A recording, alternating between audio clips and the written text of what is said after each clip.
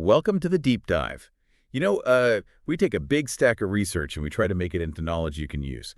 So today, we're going back in time, back to 1971, New York City, Wow.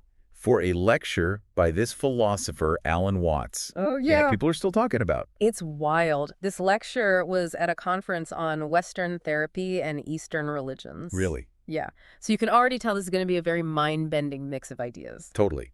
And get this, Yeah. Watts actually pretends to be like this patient who believes he's God, Oh, wow. and he lets the audience just grill him with questions. It's like philosophical improv. Yeah. He was brilliant at using that kind of playful approach to get at really deep questions. And this lecture is a great example.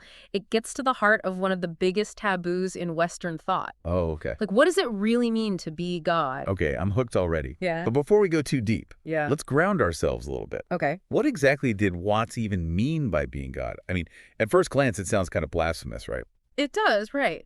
But Watts is not talking about literally being the bearded guy on a cloud. Right. Like, he's not talking about that. He starts by pointing out that even claiming to be God was seen as like the ultimate heresy in the West. Nice. And he uses Jesus as a prime example. So even back then, this was a dangerous idea. Oh, yeah. Why? What made it so threatening? While Watts points to specific quotes from the Gospel of John, where Jesus says things like, "I and the Father are one," Okay. basically claiming divinity. Wow. And of course, this got him in a lot of trouble with the religious authorities at the time. Yeah, that makes sense.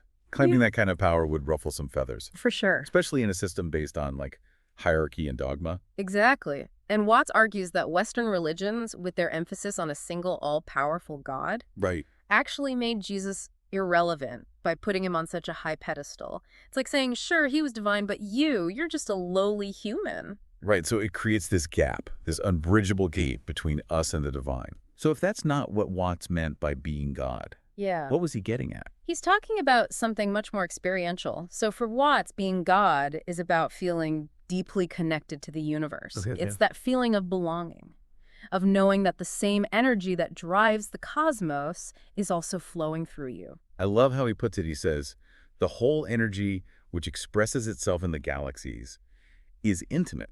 It's like you're not just this small, insignificant being, Right. but a vital part of this grand, interconnected web. Exactly. And this is where it gets really relevant for us today. Watts connects this feeling of being God to the sense of alienation and hostility that so many people experience in the modern world. Okay. We feel separate, alone, and that creates a lot of suffering. This is all very inspiring, but it also raises some tough questions. Sure. Like, if we are all God, what about all the bad stuff happening in the world? Yeah. Should we be doing more to fix it? That's actually a question that came up in the lecture itself.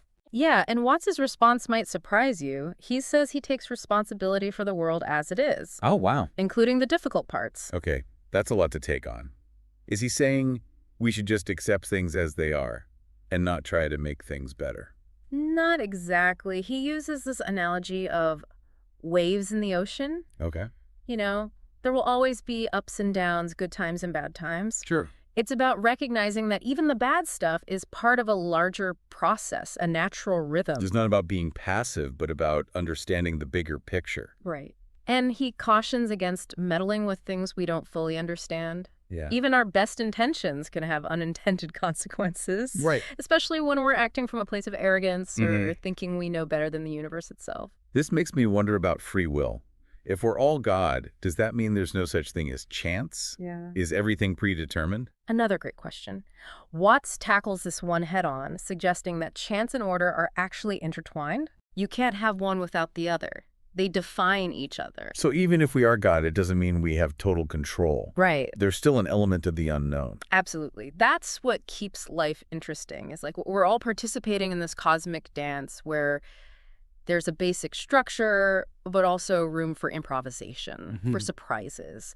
And that brings us to another interesting point that someone in the audience brought up. Okay. Fear. Yeah. If we are God, why do we still feel afraid? That's a big one for me. Watts' response is fascinating. He compares it to watching a scary movie. Okay. We enjoy the thrill because we know it's not real, but what if it is real? No, that's a mind-bending thought. Right. But Watts suggests that true peace comes from taking responsibility for whatever happens, even the scary parts. It's like saying, okay, this is happening. I can't control everything, but I can choose how I respond. Exactly. It's about embracing the present moment, even the messy, scary bits, because it's all part of the grand dance of existence. Wow, we're covering a lot of ground here. And we haven't even touched on some of Watts's other intriguing ideas, like his take on boredom. Oh, that's a good one. We'll dive into that next time. Okay, can't wait. For now, let's pause here for part one. Sounds good. This has been a lot to process, but in the best way possible. It's just a taste of what's to come. Join us again next time as we delve deeper into the mind of Alan Watts. It's funny you mentioned boredom. Yeah. Because Watts had such a unique perspective on it. He actually saw it as the flip side of creativity. Hold on, I thought boredom was the enemy. Yeah. The thing we're all trying to avoid. How could it be linked to something as awesome as creativity? It is a total mind flip, right? Yeah. But think about it. When we're bored, it means our minds are craving stimulation. Okay. They're looking for something to engage with, to explore. And that's the seed of creativity. I see what you mean. It's like that restless energy can be channeled into something productive. Exactly. But does this mean we should all just sit around being bored, waiting for inspiration to strike? Not quite. Watts encourages us to see boredom as a signal and opportunity. Instead of reaching for our phones or passively consuming entertainment, we can use that boredom as a springboard Okay. to tap into our own creative potential. So instead of scrolling through social media, maybe I should pick up a paintbrush or try writing a song. Exactly. Turn that blah feeling into something beautiful. Exactly. Or even just find ways to make everyday activities more engaging.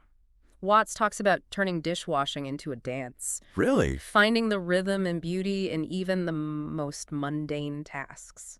I love that. It's like a mindfulness practice, but with a creative twist.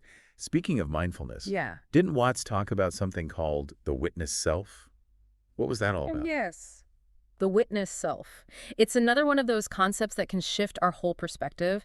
Watts described it as this part of us that's always observing, Oh, watching our thoughts and emotions without getting swept away by them. So like a fly on the wall of our own mind. Exactly. Just taking it all in. Exactly. And the more we cultivate this witness consciousness, the more we can create space between ourselves and our thoughts and feelings. Okay. It's like we're no longer completely identified with them. That sounds incredibly helpful, Yeah. especially when we're dealing with difficult emotions like anger or anxiety or sadness. It's like having an inner observer who can say, okay, I see you fear, but I'm not going to let you run the show. It's powerful stuff. And this brings us back to that earlier question about our role in the world. Right. If we are God, are we supposed to be out there fixing everything? Or are we supposed to just sit back and observe? It's a tricky balance, right? Yeah. I mean, on the one hand, I want to make a positive impact, fight for what's right. Yeah.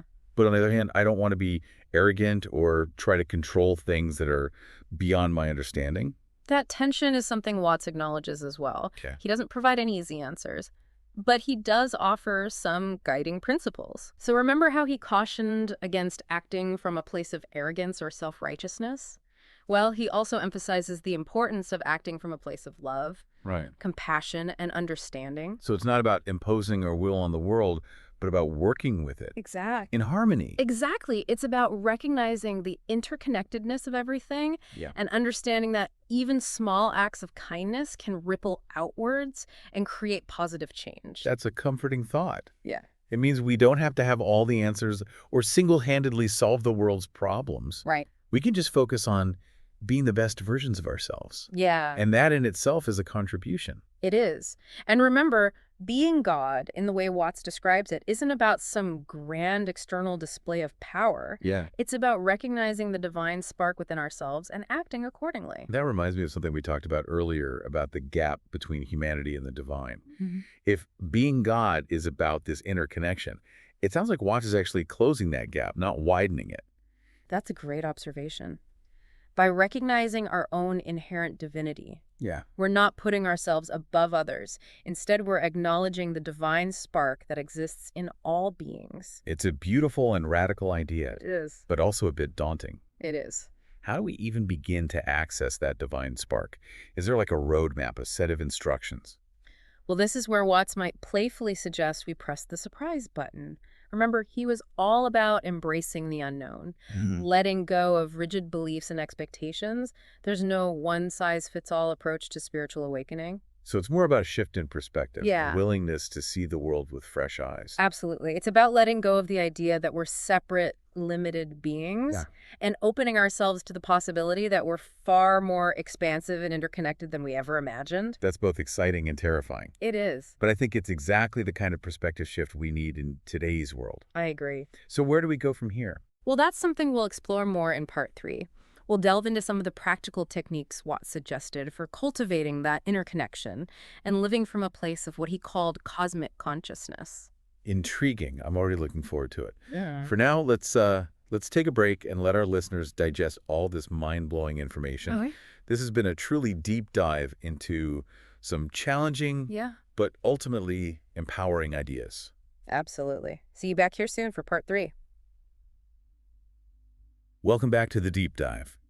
In the last 2 parts, we've been exploring some pretty mind-blowing ideas from Alan Watts about what it means to be God. And we've really only just scratched the surface. Watts was a master at weaving together these insights from both Eastern and Western traditions. And one of the key concepts he brings in is this idea of non-duality. Okay, that sounds a little intimidating. Can you break that down for us? What is non-duality and how does it connect to this whole being God thing? Yeah, it's a fascinating idea, really. Non-duality is this idea that there's no fundamental separation between ourselves and the universe, between the observer and the observed.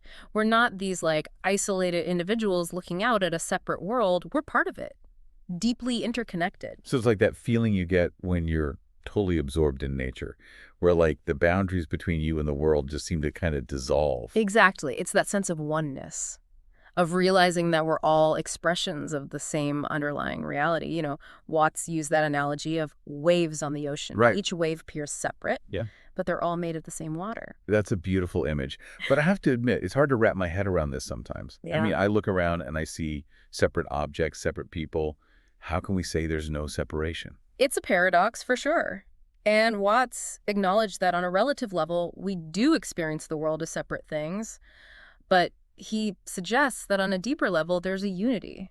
There's a wholeness that connects everything. So it's like there are different layers of reality. Yeah. We experience the world as separate, but there's this deeper level where everything is connected. That's one way to think about it. And Watts believed that we can tap into this deeper level of reality through practices like meditation and mindfulness. Okay, let's talk about that. For someone who's new to meditation, what's a good place to start? Do I need to sit in a lotus position on a mountaintop? No, mountaintop required. One of the simplest ways to start is just to find a comfortable position, Okay. close your eyes, and focus on your breath. And what about all those thoughts that inevitably pop up? Am I doing it wrong if my mind is racing? Not at all, that's normal. The key is to simply observe those thoughts without judgment and just gently bring your attention back to your breath. So it's not about emptying the mind, but about becoming more aware of what's happening in it. Precisely. And the more we practice this, Yeah, the more we cultivate that witness self we were talking about earlier, right. that part of us that can observe our thoughts and emotions without getting swept away by them. And this can help us connect to that deeper level of reality, that sense of non-duality. Exactly. Meditation can help us kind of quiet the chatter of the mind and tune into that underlying stillness, that interconnectedness that Watts was talking about.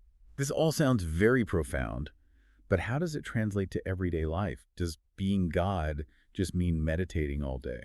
Watts wouldn't recommend that. Remember, he was all about embracing the fullness of life. But he believed that cultivating this awareness through practices like meditation could have a ripple effect on how we interact with the world. So it's about bringing that sense of connection, that awareness, into everything we do. Exactly. It's about approaching life with a sense of wonder and curiosity, seeing that divine spark in ourselves and in all beings. That sounds like a beautiful way to live, but also challenging in a world that often feels very divided and disconnected. It is a challenge, for sure. But Watts believed that it's a challenge worth embracing, that by recognizing our interconnectedness, by tapping into that God consciousness, we can begin to heal ourselves and the world around us. This has been a truly incredible deep dive. We've covered so much ground, from the heresy of claiming to be God to the power of non-duality and the practice of meditation. I feel like my brain has been stretched in all the best ways. Mine too. It's always inspiring to revisit the work of Alan Watts. He had such a unique ability to make these complex philosophical ideas so accessible and relevant to our everyday lives. Absolutely. So for our listeners who are now eager to explore these ideas further, what would you recommend? Well, there's a treasure trove of Alan Watts lectures and books available online and in libraries. And if you're looking for some guidance on how to apply these ideas to your own life, you can always visit www.ultimatemasters.org coaching for more resources and inspiration. Great advice. And remember to check back daily for new episodes of The Deep Dive, where we'll continue to explore fascinating topics and delve into the minds of some of history's most brilliant thinkers. Until next time, keep diving deep.